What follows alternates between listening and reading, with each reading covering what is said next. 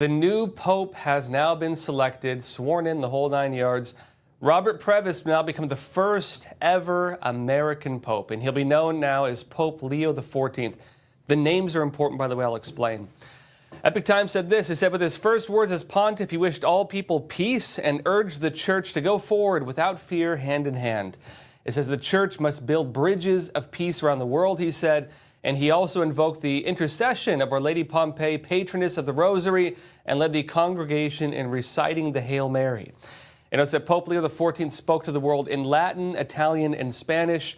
He partly grew up in Latin America, but chose not to speak his native English.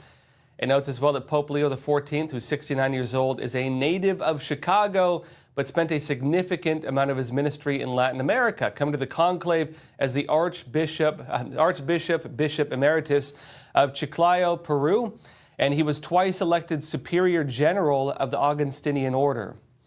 Now, President Donald Trump also issued a statement on this and seems particularly happy that an American has been selected as the new pope. Trump wrote on Truth Social, quote, "Congratulations to Cardinal Robert Francis Prevost, who was just named Pope." He said it is such an honor to realize that he is the first American Pope. What excitement and what a great honor for our country. You know, I look forward to meeting with Pope Leo XIV. It'll be a very meaningful moment. Now, look, there were a lot of questions over any potential changes he's going to make to the Catholic Church. I think for a lot of people, this is what they're paying attention to. The late Pope Francis, he was known as being more of a progressive. He was deeply tied into like liberation theology schools. They used to be excommunicated because they were communists. He was not fully in that, but he did, have some elements of it that people pointed to. At the same time, it's the Catholic Church. They're not going to go that far. They're not going to alter their religion. Liberal for them is not that liberal. You know what I mean?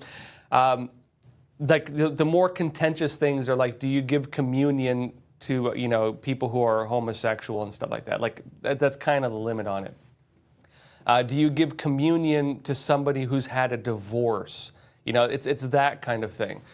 On this note, he does believe in giving communion to people who've had divorces, so don't worry. Now, look, based on my personal take, he seems to have a pretty strong stance in the more traditional values of the Catholic Church. And on this front, he does seem to uphold kind of the essence, not as much. I mean, he upholds the structure from what I understand, but he goes after the essence. As a cardinal, he was known, for example, to look for bishops who promote the beauty and joy of knowing Jesus, and had less of a focus or less emphasis on just like enforcing rigid doctrine. In that regard, he is more conventional in terms of like the actual values of the church. It's likely he's going to continue to some degree, some of what Pope Francis started. Not actually didn't start this. It was before even Francis, but support for like mass migration. That's one of the big ones. I should be clear. He is a Republican. Remember, he is an American. He's from Chicago. He has voted Republican, but he is more on the moderate side. He has shown signs of being very pro-immigration. For Europe, that's going to be a big deal. Same thing with environmentalism. The whole global warming thing. I don't think he's full in on it, but, to an extent. And just from what I've been reading about him, his record seems fairly moderate. He's not extreme on either side. You could consider him, in my impression, a very moderate Republican, because he is a Republican. And it could actually create a bit more unity on the social level, having a more moderate but conservative pope. Now, especially this is with the political shifts taking place in Europe right now. You're seeing a lot of divisions between the right and left, where the left is trying to, arrest or delegitimize all the conservative political parties, for example. But the conservative parties are overtaking a lot of countries. Look at the massive, just red wave that just overtook the UK, for example. He could actually bring some unity on that front. I really think he will. And this could also relate to the new name he's chosen. As Epoch Times notes, Pope Leo XIV, the name that he has been given. It follows Pope Leo XIII. He reigned from 1878 to 1903 and was regarded as a great reformer, diplomat, and intellectual. that kind of diplomacy between social divisions. Now, on that front, too, the fact that he's an American can also maybe do a bit for Europe and Latin America. Some people may not think this is that big of a deal. It actually is. I'd point to previous popes, for example, like the Polish pope. What was it? Pope John, I believe John Paul was Polish. John Paul being, correct me if I'm wrong, being Polish actually eliminated a lot of the racism, you would call it, I guess, towards Polish people, which was very strong for a while. It does change the image to an extent based on the race of the Pope. And so I do think that him being an American can actually make maybe Europe a little more positive towards the United States. They tend to not think very well of the United States, just generally speaking. And so this might change some of that, I believe. Now, folks, in other news, though, the United States has reached a new trade agreement with the United Kingdom, speaking of which. And UK representatives met with President Donald Trump and other key members of the administration in the White House to finalize the deal. And this could actually signal the way that international trade deals could play out. There's some really important things with this. This is the British ambassador to the United States, Lord Peter Mandelson, speaking about the deal in the Oval Office. Watch this. One is that if we're going to rebalance and rebuild international trade in a way that serves all our interests, then we're better doing that together than separately and apart, and that's what we're on a mission to do. But secondly, you've done what you said you would do. So thank you very much indeed for that. For us, it's not the end, it's the end just of the beginning. I mean, there is yet more we can do in reducing tariffs and trade barriers so as to open up our markets to each other even more than we're agreeing to do today. But it also provides us with the platform, the springboard, to do what I think will be even more valuable for both our countries in the future, and that's creating a technology partnership between the United States and the United Kingdom so that we can harness science and technology in order to create future industries and future jobs. Now, Donald Trump responded to this as well. He wrote on Truth Social, quote, "Today is an incredible day for America as we deliver our first fair, open, and reciprocal trade deal, something our past presidents never cared about," he says. He said, "Together with our strong ally, the United Kingdom, we have reached the first historic trade deal since Liberation Day." Remember, Liberation Day was when he declared tariffs on basically the entire world. And then he adds, quote, "As part of this deal, America will raise $6 billion in external revenue from 10% tariffs, they're keeping those in place, $5 billion in new export opportunities for our great ranchers, farmers, and producers, and enhance the national security of both the U.S. and the U.K. through the creation of an aluminum, or as the British call it, aluminium, and steel trading zone, and a secure pharmaceutical supply chain." He notes that this deal shows that if you respect America and bring serious proposals to the table, America is open for business. He said many more to come. Stay tuned. Now, Trump posted like an overview of this whole deal.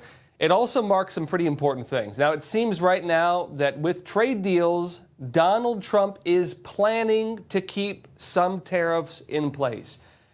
This is going to be a very important part of all of these.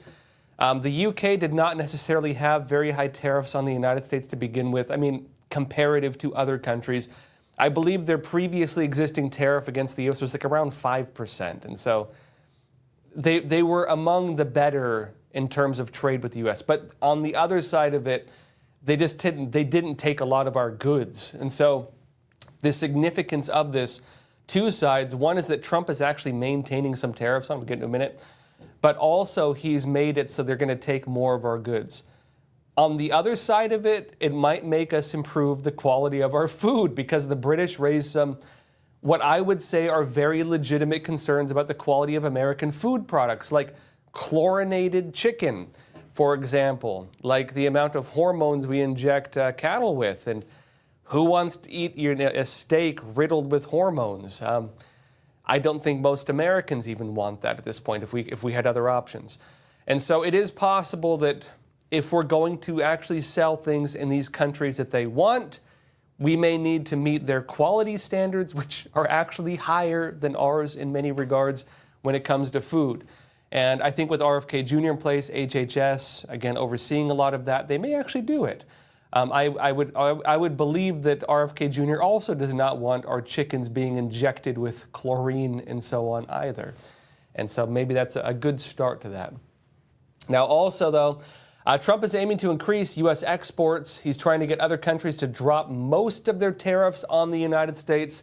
This deal effectively achieved all of that. And Donald Trump is also maintaining a 10% tariff on goods from the United Kingdom. The tariffs stand.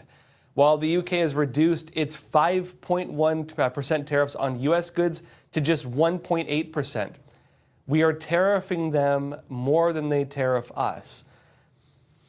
And you could also argue that it's very likely they're going to probably sell more to us than we buy from them. And so that's kind of how these balances work with conventional use of tariffs.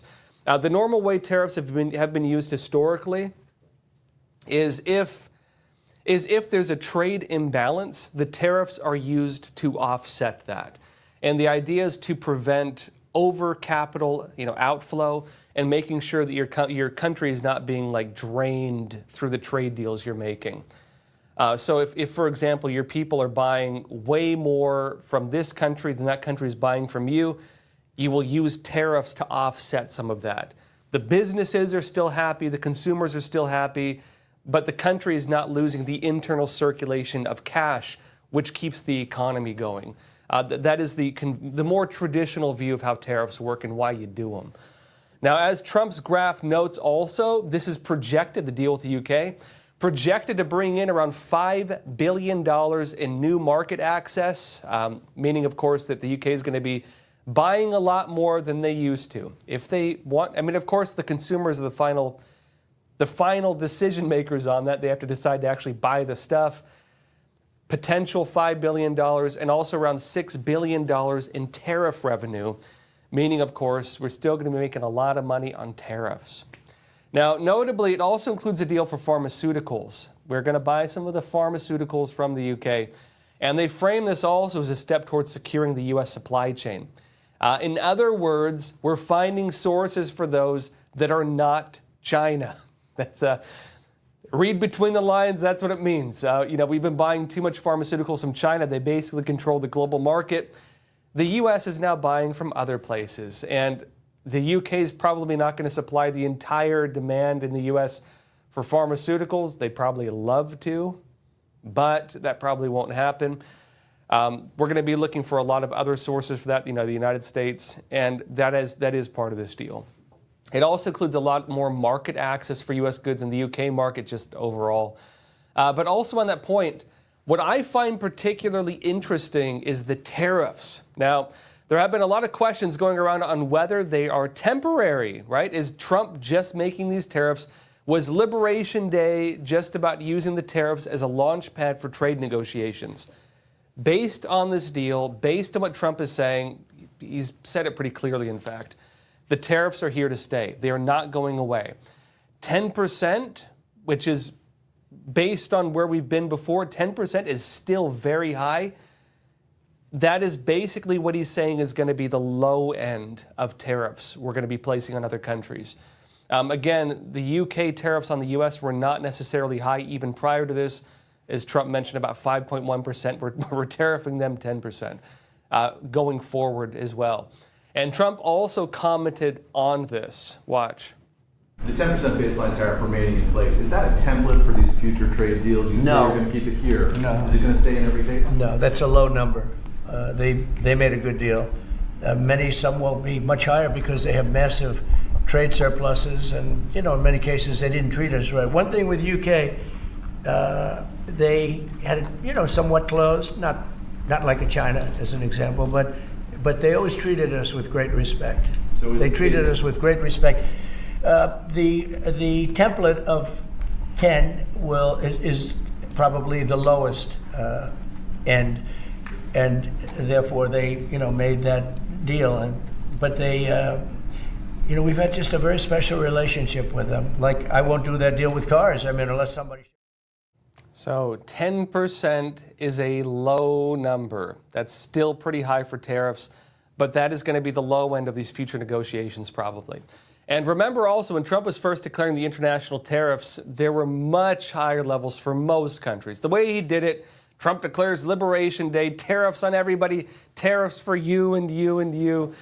And then he said, okay, I'm putting it on hold. He put a 90-day hold on most of that, reduced the tariffs all across the board to 10%. Aren't you lucky? Only 10% tariffs. And then also placed very high tariffs on the Chinese Communist Party, basically putting most of the world on hold while he deals with the CCP. He has not lowered the tariffs on the Chinese Communist Party. Theirs are still at 145%. You have mass protests taking place in China right now, people saying that they're not getting their wages. You have banks collapsing. Over 40 Chinese banks just went out.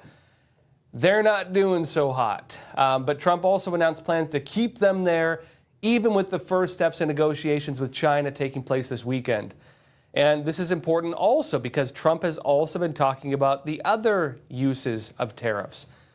The point that Trump is not getting rid of tariffs, even when getting actually a very good trade deal. The trade deal with the United Kingdom, in comparison, even outside of comparison to our previous trade deals, because the U.S. has almost never in my lifetime made a trade deal where the U.S. actually benefits from it. This is a very good trade deal, even by international standards, for the United States and for the UK. Trump is also keeping the tariffs in place. And remember, he's talked about using the tariffs as a way to, for example, eliminate federal income tax for most Americans. Basically, if you're making less than $200,000 a year, you might not have to pay any federal income tax. In the United States, that used to be the way it was. It was only after the Civil War, early 1900s, that they created federal income tax. Just a temporary tax, folks, to get us through these hard times. Don't worry, it's going to go away. It never went away. Some of it stayed in place, like from World War I. The federal income tax never went away. That was not the way America used to pay its bills, though. It used to come through tariffs. And so Trump is rolling the clock back, finally putting an end to World War I policies, Liberation Day from World War I. And here we are, potentially, we'll see if he actually does it, potentially going back to the more conventional way of funding the federal government. We'll see if he actually does it. It is likely those other plans are still on the table because, as Trump has said, 10% will probably be the low number on tariffs for other countries. The UK got the good deal, only 10% going forward. The price, they still want to negotiate, as they made clear, but for now, that's where it's at. Now, on to another very interesting topic, though. There are researchers who believe that artificial intelligence, AI, could help us talk to animals. You could talk to the birds and the cats and the dogs potentially using your little AI machine. Now, already it's been discovered that AI can detect variations in tones in animal communications. We're not at a point where you can talk to animals yet. Already, though, there are researchers working to decode the animal languages, though. And they're also looking into some of the looming challenges with this. One of the big ones being from China, and this is why researchers in China are trying to patent the ability to use AI to communicate with animals and decode their languages. Meaning, if they do that, they can sue other countries that try to do it, even though there are research programs on this in other countries. Sky News said this: a Chinese tech company has revealed it is exploring whether it is possible to use AI to translate animal sounds into human language. Baidu, it says, the owner of China's largest search engine, which they ripped off from Google and kicked Google out of the country, has filed a patent with the China National Intellectual Property Administration. Isn't that ironic? Intellectual property from the company known for doing the opposite. Now, notes the plans were revealed in a patent document published this week. The patent is for a system that collects animal data like vocal sounds, behavior, and physiological signals. And it said it would then be processed and merged before an AI-powered analysis designed to recognize the animal's emotional state. What is the animal trying to tell us? It says those emotional states could then be translated into human language and could improve the accuracy and efficiency of cross-species communication, according to Baidu in the document. And it's a translator is still in the research stage, according to a Baidu spokesperson who said there had been, quote, a lot of interest in the filing. Now, first off, on the patent issue. Briefly as well, it's not just Baidu doing this. There's other I'll get into them in a minute. But first off, on the patent issue, this ties into one of the bigger problems with patent laws right now. Actually, a few problems.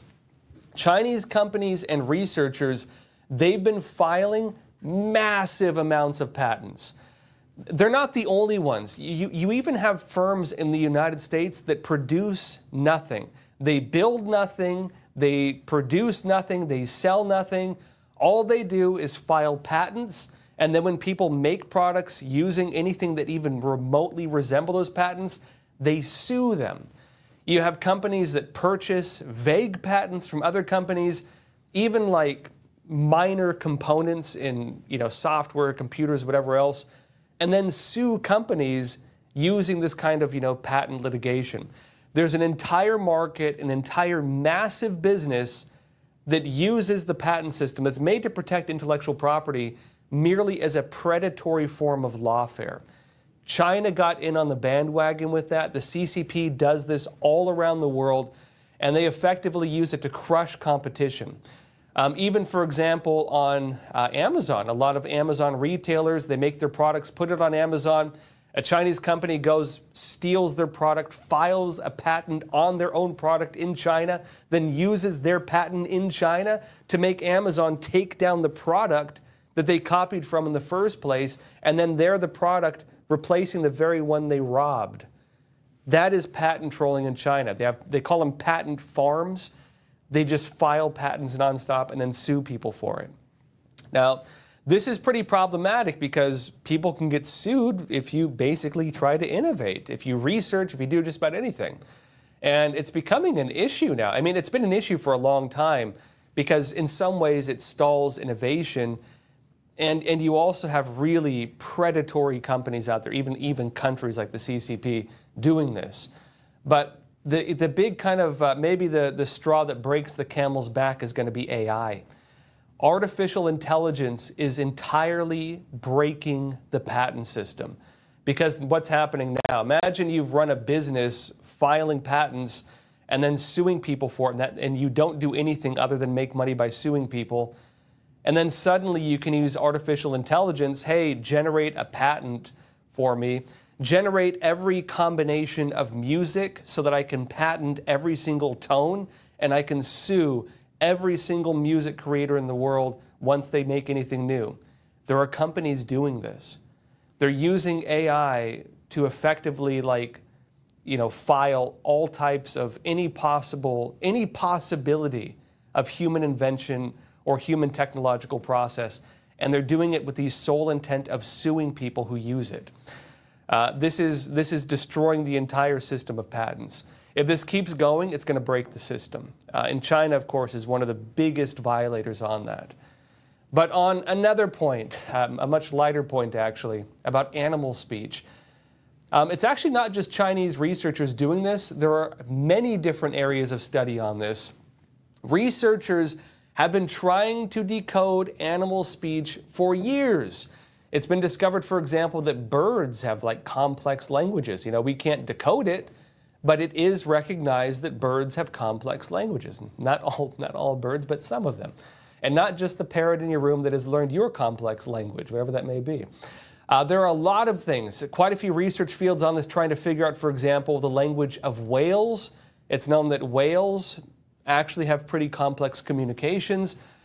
And they're also now turning to artificial intelligence on some of these fronts. In fact, PBS's Why said this.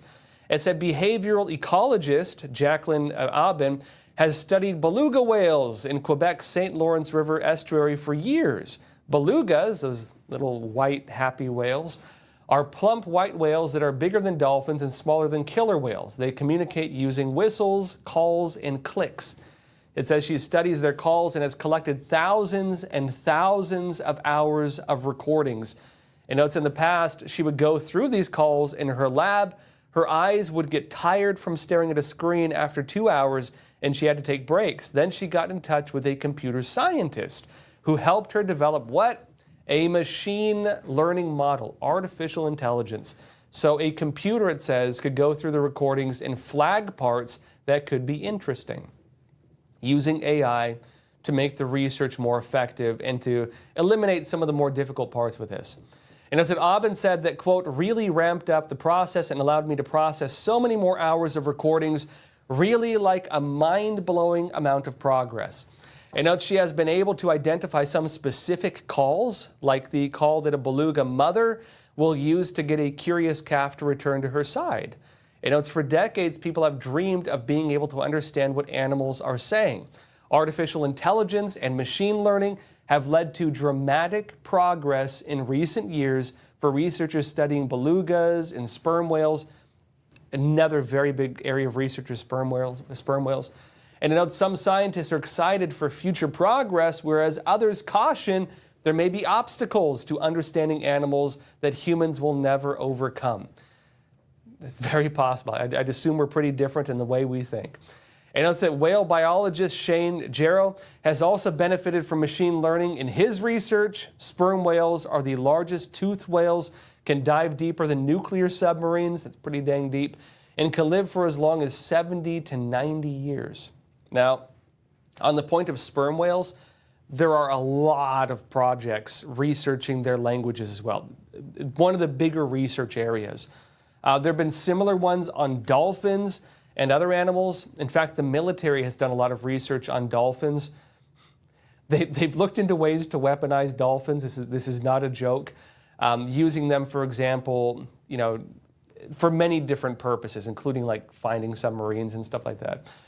The military does use dolphins, and they've had some very kind of researchers who people questioned the sanity of, who did a lot of research on dolphins, including one individual who filled his apartment with water and lived with a dolphin, and it got a bit weird. But the idea of using AI for this type of research, it seems to be really changing the game. Again, a lot of people have been trying to research animal languages for a very long time. It is currently recognized that animals, obviously they communicate. Some have more simple languages, some have very complex languages. And the animals with the more complex languages, those are the ones they're studying. There's some funny stories on that. But in other news, folks, we might also get a gold standard soon. You didn't hear that wrong. A gold standard. That means getting rid of fiat currency, those IOUs that we call currency. And Missouri could be leading the charge on that. I'll be talking more about this after we come back from a quick break. Experts agree. One of the best ways to protect against financial uncertainty is to diversify your portfolio. Learn how physical gold and silver can secure your retirement funds from today's economic challenges. With a gold IRA from American Hartford Gold, you can safeguard your wealth with no penalties or taxes when you transfer your current qualifying retirement accounts. Call now and our precious metals specialists will send you a free information kit, no cost or obligation. American Hartford Gold, a trusted industry leader with an A+ from the Better Business Bureau, has a 5-star rating from thousands of happy clients. Whether you are getting physical precious metals in a gold IRA or delivered to your doorstep, we offer only the highest quality gold and silver. For your peace of mind, we also offer a no-fee buyback commitment, a low price guarantee, along with free shipping and free insurance. So don't wait. Call the number on your screen today and secure your financial future.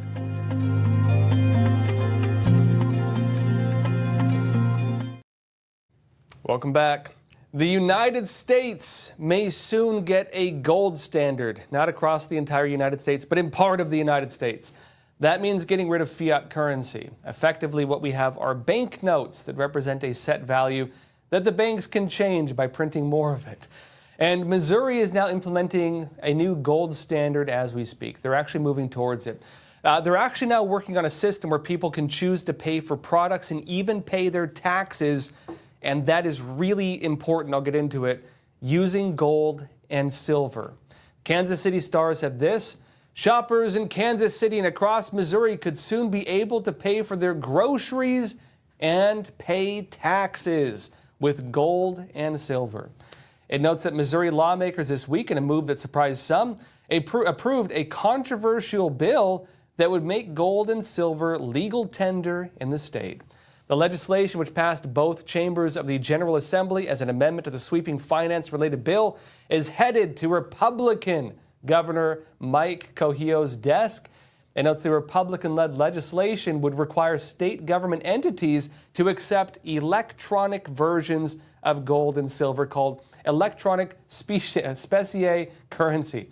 So it's not really gold and silver, but it's digital, but backed by gold, as forms of payment for taxes and public debts.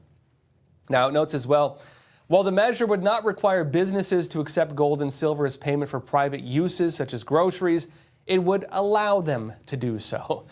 And they say, quote, the goal is about restoring economic and political freedom back to everyday Missourians. Representative Bill Hardwick, a Dixon Republican who sponsored a version of the bill, told the Star at the state capitol. And it adds, but the legislation is one of the more unusual bills considered by state lawmakers in recent years and earned only a passing mention during a House floor debate this week. Its passage this year came as a surprise to some of the state capitol, as critics have scoffed at the idea and raised numerous questions about how it would work in practice.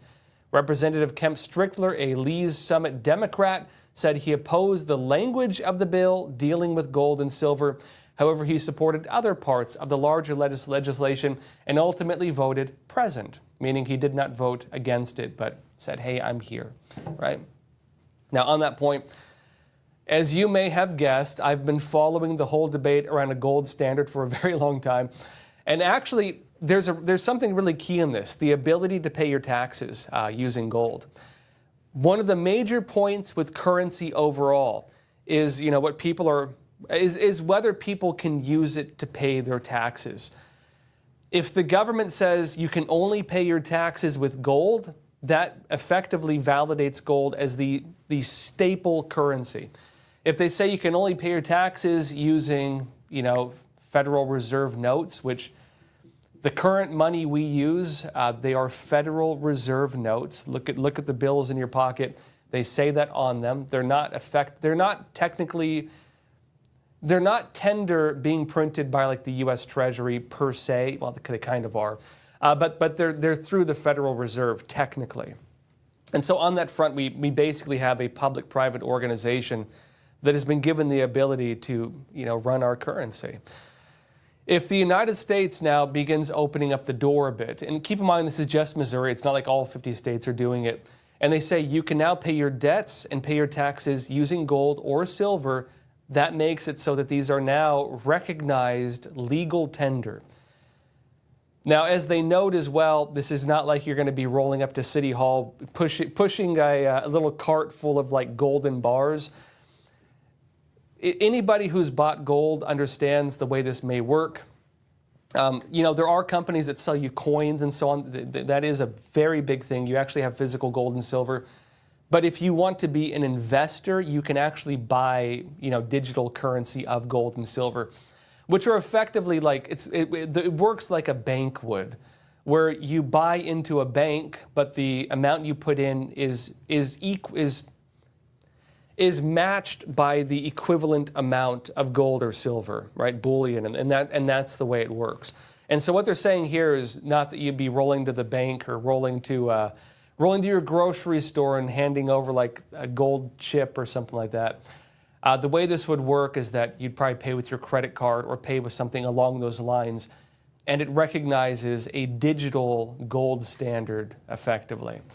Now, on the point of what this could also look like, though, there are also organizations that have begun printing gold bills. This is not like what you'd think money normally looks like.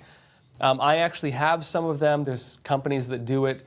Basically, they're gold notes, the size of money you may already use. It is made from gold. It's printed very thinly. It's sturdy. And it does actually match in gold the actual value printed on the bill. Now, some may say, why is this a big deal? Why would you ever want that? It's because gold and silver are relatively immune to inflation. That's why. If, for example, the U.S. government decides, okay, looks like we're going out of business, time to print more money. They made some bad decisions. They need to bail out the bank, something else like that. Federal Reserve maybe doubles, triples, quadruples the amount of currency in circulation. The effect of that is, even though the Federal Reserve notes in your pocket still say 20 or 50 or 100, or in my case, 1 or 2, in that case, it means that the value of that is cut in half. So, for example, if you have a $100 bill and they double the amount of money in circulation by just printing new money, that's how inflation works. It means that the actual value of that $100 bill is now cut in half. It's no longer worth $100. It's technically worth 50 of what it used to be worth. They have slashed the actual value of it. You cannot do that with gold and silver. The only way you can do it with gold and silver is if somebody just finds a mountain of gold and it upsets the value of gold because a massive amount pours into the market. That almost never happens. It's so rare that it just doesn't really happen.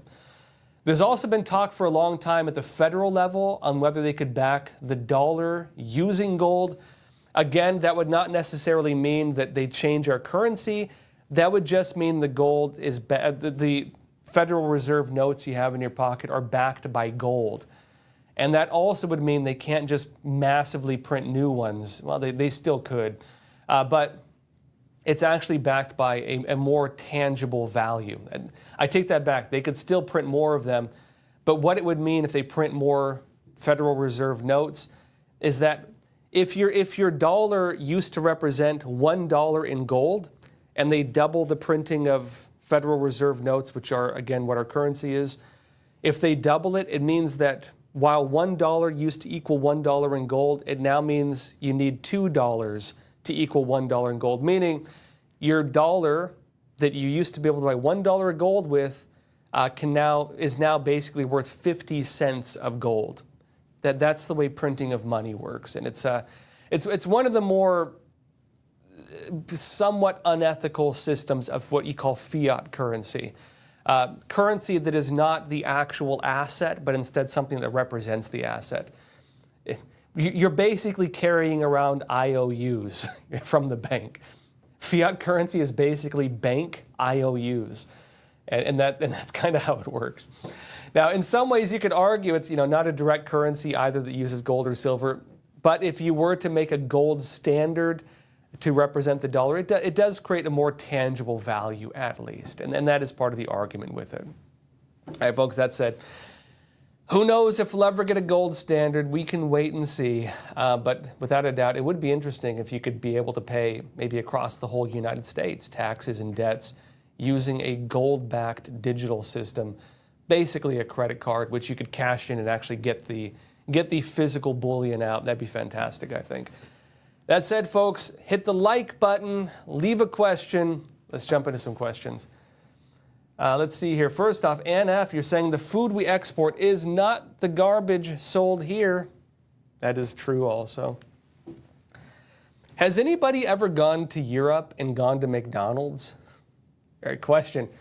Tell me in the chat. Has anybody here ever gone to Europe and gone to McDonald's? Have you noticed something about that? You order a McDonald's burger in like France, they give you really high quality meat. My wife's from France. I've been to Europe quite a few times. You go there and you're like, why don't they sell this to us in America? It's so good. The reason is simple. The reason is supply and demand. If you were to go to France and try to say, hey buddy, here's an American hamburger from McDonald's, made with American standards of what Americans consume. You can put it on your shelf for 20 years. It will never rot. It stays good forever. This is American innovation at its finest. And you say, have a bite, buddy. The Frenchman will probably be a little unhappy with you, saying, what is this monstrosity you've placed on my table? They will not like it, you know? And so what happens is, you know, the companies need to match the market. They go there, they sell a much higher quality product. It is actually interesting sometimes, even with fast food chains going to different countries, you see that they create new products for the local market. When I was in Taiwan, actually, I came to find out that Kentucky Fried Chicken, KFC, their most well-known product in Taiwan is egg tarts. It's not the chicken, it's egg tarts. If you look at, for example, some of the potato chip companies and what they sell in other countries, totally different products. You know, you'll get in Japan like wasabi chips. Go to some Asian markets, you'll get shrimp flavored chips, which that may sound weird, but they're actually really good, by the way. They do change the products for local markets, and sometimes that actually means drastically improving the quality for the local markets, which raises some real questions. And why don't they give us the good quality stuff too? Again, the simple answer for it is because we buy the bad quality stuff, and we don't know any better. We're like fish in water. We just don't know any better, unfortunately. But I believe that's changing. I do believe that's changing. So hopefully soon. One more point I will make on that. I think I've mentioned this before, but American rice, you might not know this, American rice is some of the best rice on earth. The issue is we don't really sell it in American markets. Like the real good rice you sell to Japan is American rice. And a lot of the rice they sell you in your local supermarket tends to be old, expired, stale rice. Not expired, but stale. And if you go to Asian markets, they know the freshness of the rice significantly impacts the quality. Most Americans don't know this. And so, you know, you go to a lot of supermarkets, they sell you old rice. Same thing with olive oil. This is a travesty. I had an Italian, video editor for a while. He used to carry around like a whiskey bottle in his pocket of olive oil, and I used to laugh at him every time he pulled it out. He's like, "Yeah, you keep olive oil in everything." Europe gets pretty good olive oil. Americans, a lot of the olive oil you get in your supermarket is rancid. Olive oil does not stay good forever. Americans consume a lot of rancid olive oil. That's not all places. I can say personally, because I do look, you have to look at the expiration date. You have to look at the date of harvest. I find that Costco actually has very good olive oil, actually. For not all of it, but for the most part. Another question here, Troy and M, you're saying, we'd know their feelings and desires if we bothered listening. You're talking about animals. You're saying AI is destroying listening, looking, and thinking. That is true. Actually, I'd say a lot of people have pretty good connections with their animals. I mean, honestly, you know what your animal wants, right? Like if you have a pet, you probably know when it's hungry or it needs attention. If your cat meows at you, you probably know the different tones of the meows. You know the sad meow, you know the happy meow, you know the give me food right now meow. I'm going to starve to death because it's been 5 hours meow. You probably know those meows. On a funny part. Okay, folks, funny story. When I was a kid, I was watching a cartoon with my dad, and it was a cartoon of squirrels, and the squirrels were talking to each other, and it was like, cartoon chittering. And below that, they had, of course, the subtitles saying what the squirrels were saying. And so my dad, when I was a little kid, read the subtitles to me of the cartoon squirrels talking. And from that day forward, for several years, I believed my dad could speak squirrel. And when we were in the park, I'd try to make him tell me what the squirrels were saying, and he'd tell me he doesn't know what the squirrels were saying. But in my own experience, I obviously knew that he was previously able to translate squirrel speech. And so I'd get very unhappy that he was refusing to tell me what the squirrels were saying. Until I got a little older, and I realized that he does not speak squirrel. He was merely reading the subtitles of a cartoon. Story from when I was a kid. Anyways, another question here. Jeremy Barker, oh wait, you're saying, another point on this, right? You're saying AI is destroying listening, looking, and thinking. You know, actually, on that point too, I think AI, I really wonder what AI is going to do to us as people become more reliant on it. Because even with human interaction, I think it's going to change fundamentally the way humans interact. You know, my daughter, one of her best friends used, I don't know, look, you're dealing with like 15-year-old girls, right? One of her friends uses AI to like talk to boys because you can use like a chat GPT AI thing. My daughter thinks it's weird, don't worry. But this is becoming popular. This is becoming popular. You have kids who are socially awkward, or, you know, they just want to text all the time and they can't find somebody to text with all the time, so they're turning to AI. I find it terrifying. I find it concerning because, you know, what you're looking at is just a mirror. It's just, you know, I mentioned in a recent episode, actually, there's this whole controversy with Chat GPT just positively reinforcing everything you say to it. Imagine if you had a friend and you're like, hey, I might go rob a bank today, and it's like, good for you, buddy. You're like, hey, I've been feeling horribly depressed. I'm thinking about hurting myself.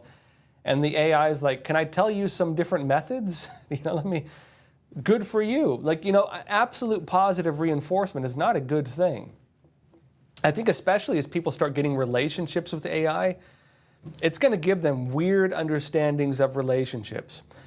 For you out there, have you ever had a relationship where the person you were with never challenged your ideas, never criticized you, never complained, never tried to get you to improve yourself, and just said everything you wanted them to say? I have never experienced that personally, and if I did, I would question the person's sanity. Not only that, but I would say it removes one of the core pieces of human interaction, which is differences of ideas and differences and the differences between us that help us broaden our view of the world. I think through friendship, through human relations, you can start seeing things in ways you didn't see them before. And I do really think that human interaction helps you improve as a person. As a young man, you come to realize there are ways that boys interact that girls do not interact in. And if you try to interact with a girl the same way you interact with the boys, you're probably going to make them cry. You're going to hurt their feelings. You're going to be too rough with them. You're not going to be happy. They're not going to be happy. And they're going to make you unhappy unless you change yourself. And so, yeah, I do think people can help refine each other. When you remove that human element from communication, I really think you lose that. I do get concerned about I do get concerned about the dehumanization that I see currently taking place through reliance on AI. Even the ability of people to think for themselves, even kids cheating in school and cheating on their tests, and college kids, it's scary actually. It's like people are deferring core processes that make us human to machines. One example of this, all right, before cell phones existed, and I know many of you were here before cell phones existed, I did not get a cell phone until senior year of high school. I was a senior in high school when I got a cell phone. How many of you prior to cell phones used to memorize the phone numbers of your friends and family? How many of you used to do that? I used to. I'm known to not have a very good memory. It's one of my weaker areas. But I used to know my mom's phone number and my dad's phone number and some of my best friends' phone numbers. I knew them by heart. How many of you still remember the phone numbers of your friends and family? How many of you still take time to memorize the phone numbers of your friends and family? I don't. I don't these days because it's on your phone, right? I've deferred the process of memorizing my phone numbers to my phone because it does it for me. And I think that what's going to happen with AI is people are going to start deferring a lot of other things to AI. What concerns me most is the deferring of human communication to AI, the deferring of human creativity to AI. I think this can, maybe not for everybody, but I think it's going to really mess up some people once they become overly reliant on it. I really don't think it's healthy for people. Although I do recognize some benefits of it, I don't like it personally. Anyways, Jeremy Barker, you're saying, did anyone see the video from China of a robot attacking the engineers? It went crazy. Yeah, can we play that video actually? I think we have it. Yeah, so there were these Chinese researchers, I don't know what they're doing, but working on something that looks like it's a ripoff of the Boston Dynamics robot, right? This bipedal robot, which you may in the future, see carrying a gun and marching with red eyes down the street. And maybe we'll remember that you were the one person who said thank you to ChatGPT when you asked a question and it gave you an answer. It's going to be like, not that one. That person said thank you. This robot, of course, they have it hung up on this wire. They're testing it, and it goes ballistic. And I'd imagine that thing hits hard if it hits you. So it's it is dangerous. Right? You start playing with these things. On a serious note, people talk about what happens with the robots in war and stuff like that. What scares me the most, I think, is the idea that, when you're watching these videos from like the Russia-Ukraine war and you see the toys, the drone toys you can buy on Amazon being weaponized, it gets concerning over what you call dual-use products. I get concerned that if people start having like robot butlers or robot whatever else people are going to be doing with them, that, they could be weaponized as well. What frightens me the most is that the movie Terminator, if it ever does come true, will probably not look like a skeletal Arnold Schwarzenegger. It'll probably look like a cute cat girl, a cat anime girl that meows cutely as it chases you. For me, that's the nightmare image of the direction these things are going. It just makes it more scary in my mind. I don't know. I don't trust these things, me personally. Denise B., you're saying, is this just a way for our government to eliminate physical currency, digital gold? Maybe. I mean, you're talking about, of course, about the digital gold currency. I do find the idea of a CBDC, centralized bank digital currency, deeply concerning. I like the idea that, look, we all use digital currency. We all use it already, without a doubt. How many of you, when you go to the store and you buy a product, how many of you pay with cash versus how many of you pay with credit card? I typically pay with credit card. Am I guilty of using a digital currency? Kind of. But although it is a little different, the idea that you can still have physical cash is important. I still use physical cash sometimes. I don't use it for everything. But I do think that once we stop having a system that involves the printing of physical currency, by nature of that, you do enter a state where it has been digitized. And currently, this is the way the system works, right? The actual currency itself is physical. This has to do with what is considered legal tender. Legal tender, right? So the Federal Reserve prints Federal Reserve notes. That is our legal tender. Physical currency. Which system is it that uses digital currency? It is not technically the Federal Reserve, it's the banks. And so what you do with your bank is you deposit physical currency, although for most of us now we've also digitized that, because I doubt, I don't know, unless you're working under the table, right? Unless you're working under the table, your boss is probably not paying you in cash. Typically, your boss is either giving you a check or you're doing direct deposit to your bank. And so, to an extent, we already do digitize that. But the important thing is what is considered legal official currency, and that still is printed dollars. Once that changes, if the Federal Reserve goes to a digital dollar and they stop the printing of physical dollars, then it is different. Then it is different. And on the point of even paying your taxes, you can pay digitally already. I'd say most of it has already been digitized, which is concerning to me because it does mean that we are moving very rapidly to a purely digital currency state. Again, as long as it doesn't get to the level of the main central bank that prints the currency, I think we're okay. But I don't like the idea. I personally do not like the idea of what centralized bank digital currencies represent, because behind it is a system that can do anything to end it.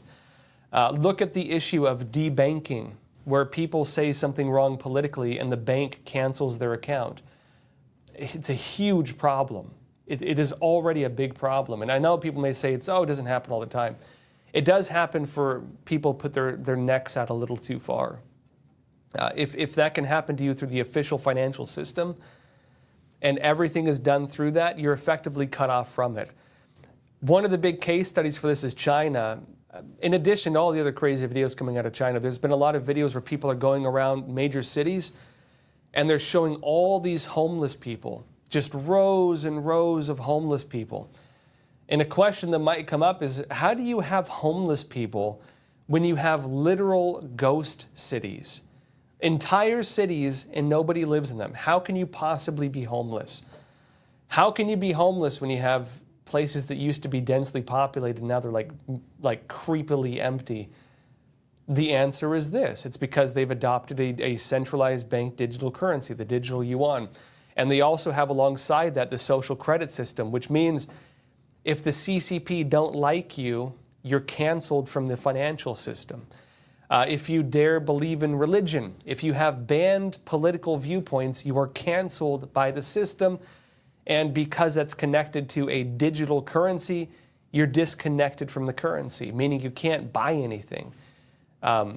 It's a terrifying prospect of the way that currency can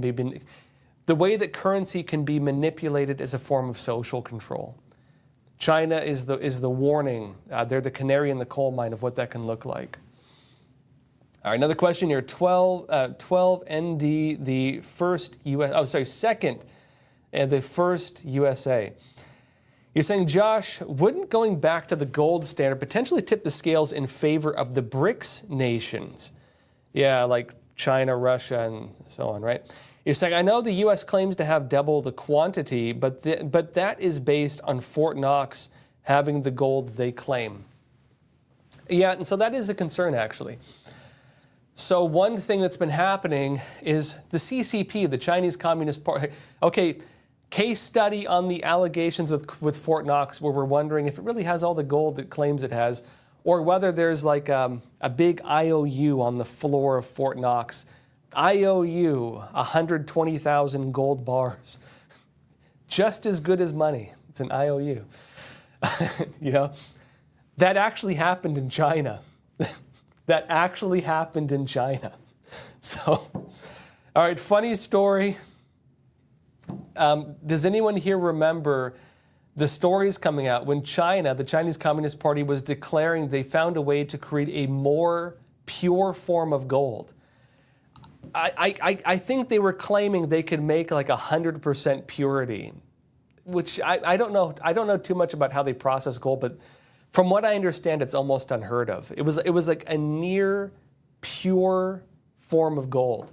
They claimed they could do it. And the CCP was trying to build a gold standard, gold-backed currency using what they claimed was a purer form of gold than the West has. Like that our stuff was like, our stuff was kind of like garbage compared to their stuff. That's the way it was framed in a lot of media. A lot of the libertarian press, they loved it. They loved the idea of it. Turned out it was fake. Turned out the CCP not only was not able to have pure gold, but they were also lying about how much they actually had. And so the whole thing was a scam, which is probably why you haven't seen that mentioned in a good while, by the way. It was a scam. It was a scandal on par with opening up Fort Knox and finding an IOU on the ground. That already happened in China. On that point, though, they are talking about making other forms of currency. You know, the other reality is, the other reality with currency, though, is that you know, oil is it's like what they call it, black gold, right? It has real tangible value, especially internationally. That's why we have what they call the petrodollar. The petrodollar, maybe not backed by gold, but backed by good old American oil, or oil wherever we can find it. If we have to visit your country to stay there for a while and mine it, for example. You know, we had the petrodollar, and so it's not the case that currency is backed by nothing tangible. There are ways they weigh it. You know, we should make that clear. There are ways that there are systems in place to create tangible value that represents the banknotes, which most fiat currency is just, it's banknotes is what it is. It's literal IOUs from the bank. Turn this banknote into your nearest bank and they will give you gold. That's the way it used to work. They don't do that anymore.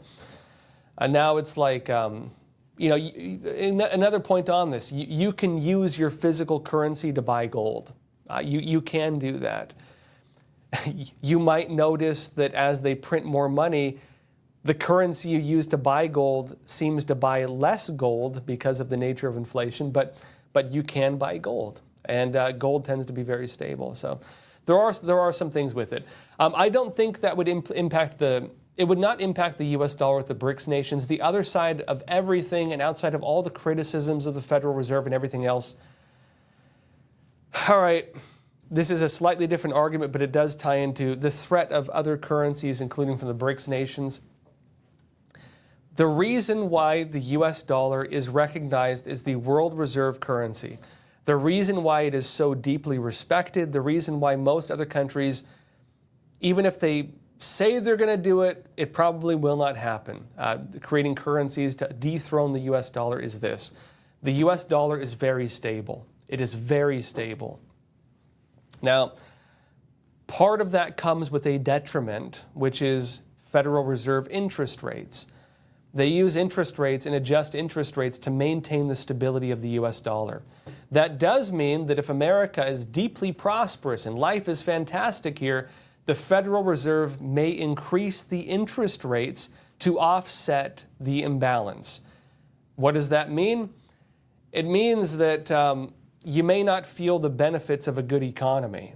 They just mess with the interest rates, so your quality of life doesn't change too much.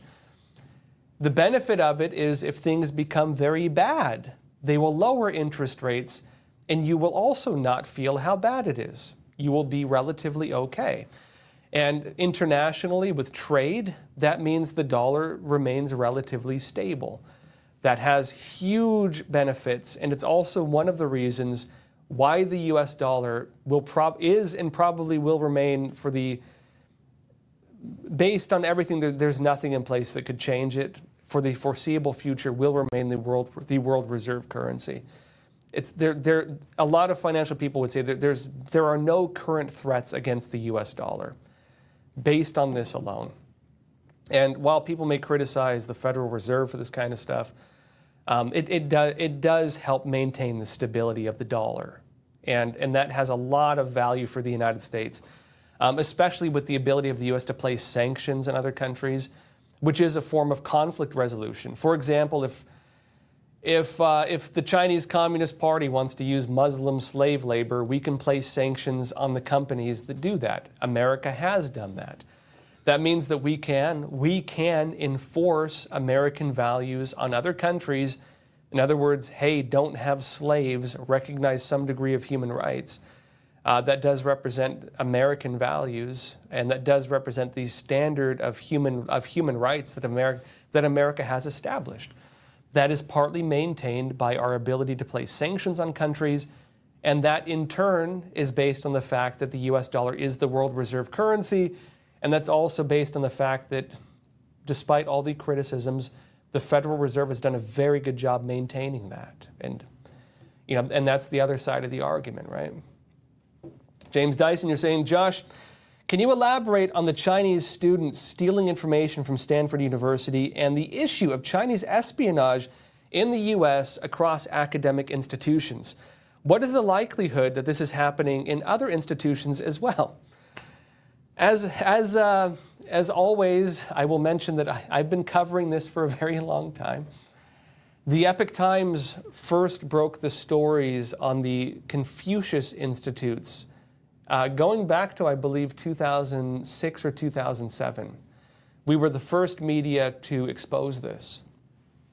But it's actually not limited to the Confucius Institutes. The CCP has tons of programs to infiltrate American universities, not even other countries, to infiltrate universities and the school systems of countries. The best known one is the Confucius Institute. The Chinese Communist Party, it's ironic they call it the Confucius Institute because during the Cultural Revolution, the CCP demonized Confucius, using language I won't repeat, saying it was garbage and expletives and so on. They made comic books, propaganda, communist propaganda comic books, just making up, disgusting stuff, just insulting Confucius and the values that Confucius represented to China. Now, some of you know Confucianism, it's regarded almost like a religion, but it's not. It's a value system. It's similar in China to what Stoicism would be in the West, right?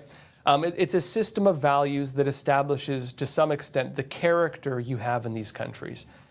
Some people have pointed out that Stoicism, going back to Greece and Rome, actually still does define a lot of Western character. Stoicism not being a religion, but being certain standards in how we hold ourselves, how we deal with hardships, some of the family values, and how we go about our lives. Americans have adopted a lot of Stoicism, even though we do not maybe even understand we're doing it. Stoicism is a huge part of the American character, a huge part of the European character, because of the legacy and how deeply it impacted the culture.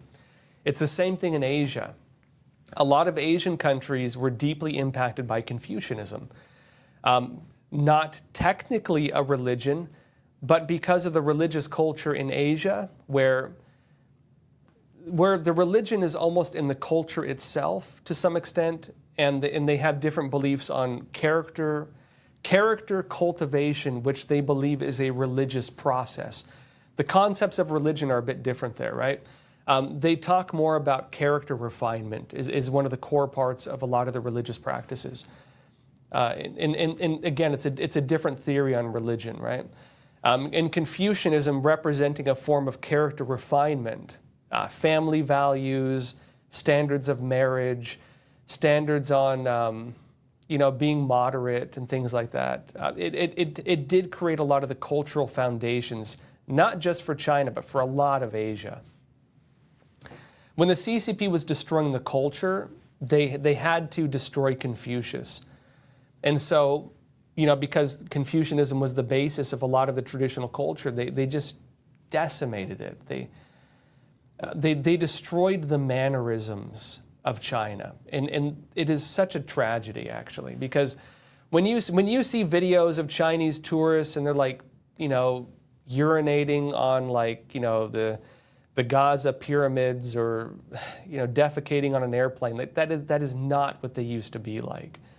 That is a product of the CCP's destruction of the culture. It is a horrible thing, a crime against humanity what they did. And so on that point, the fact that the CCP uses the name of Confucius, an insult to injury, as the face of an institution meant for espionage is just an insult to everything they stand for, everything it's supposed to stand for. But for the West, a lot of people don't know any of this. And so when a Chinese government organization says, hey, we will pay you We will pay you to have a Chinese language and culture program in your school. We will provide the teachers, we will provide the materials, it will cost you nothing, and we will give you money to let us do it. For a lot of people, they're like, well, that sounds like a great deal.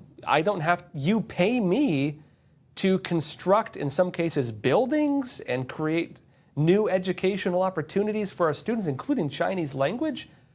Wonderful. Why not do it? And you know, the devil's in the details, right? What is actually happening is this is a CCP front operation, and they're not teaching real Chinese culture. They're teaching CCP altered culture, so you're not learning actual Chinese culture.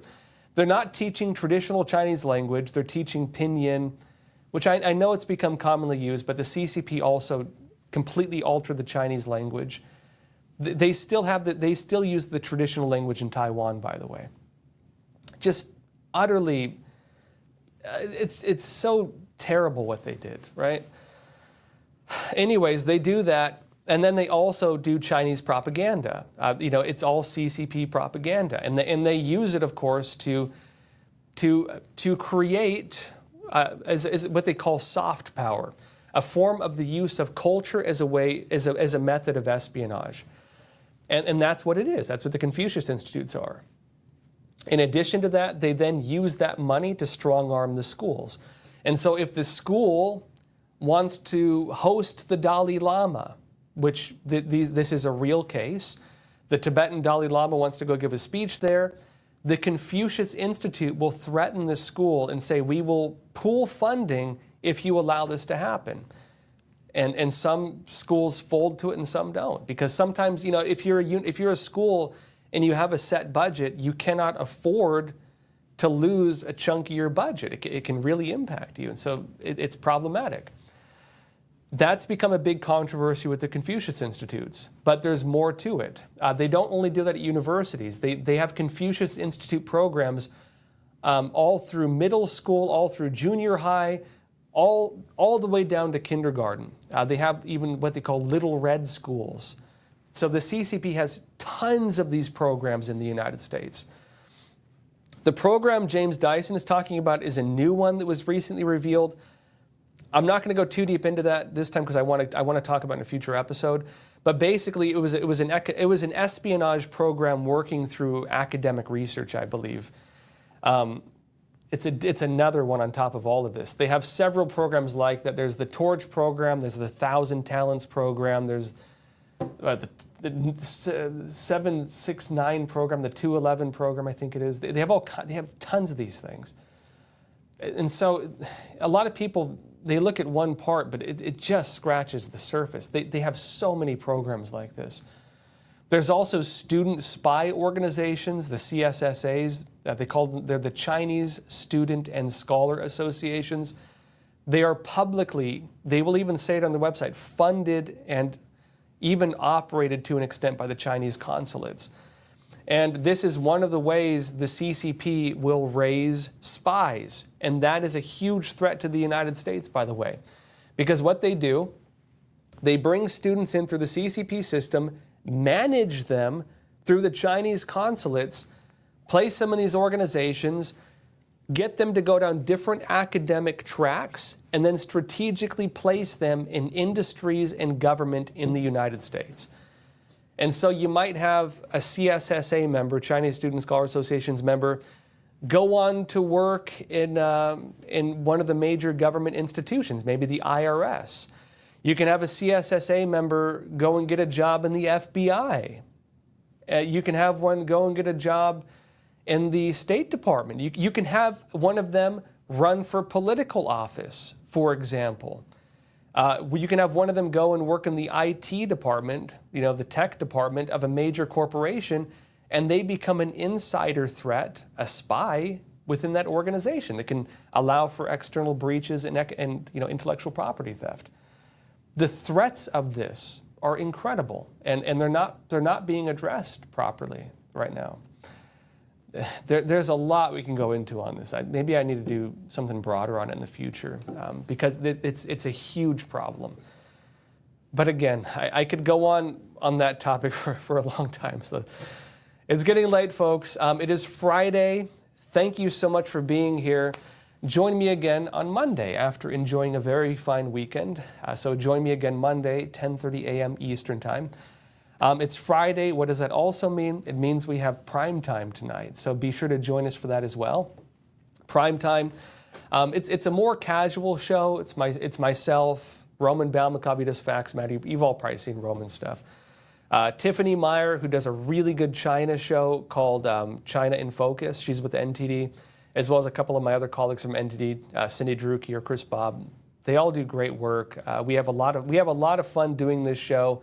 It's more casual, conversational. We joke around a lot, and I think it still manages to be pretty informative. If you haven't watched it yet, check it out. That is going to be 8 o'clock tonight. Be sure to tune in with that. And even if you watch it regularly, be sure to tune in as well. So that said, everybody, thank you again for being here. Please do not forget to hit the like button and leave a comment. It helps us on the algorithm. Tell me what you think of Crossroads. On that note, I wanted to ask you all, is there anything that I have not covered that you want me to cover? Let me know in the comments. I am curious. Is there anything I have not talked about that you would like me to talk about? Please let me know in the comments. Because I'm kind of looking for some bigger topics. I'm looking for investigative topics. I'm looking for feature topics. I'm always interested too in just stuff that I may have missed. So let me know in the comments what you would like me to talk about or look into or investigate. So that said, have a good weekend, everybody. Happy Mother's Day. Also, my mom's birthday is Mother's Day. And I will see you again next week. That said, as always, please take care of yourselves, stay informed, and stay free. Thank you.